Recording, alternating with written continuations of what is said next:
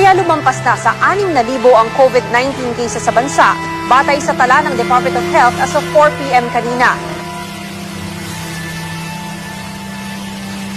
Converted yan, kuya. Maray nagtugot na ito sila 5,000. Ang puntaan mo, pandemic sa birthday mo.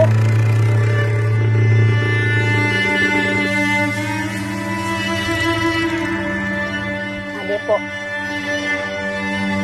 Ito po yung kapalit ng motor niyo. Sana po mapatawad niyo siya sa nagawa niyang atraso sa inyo.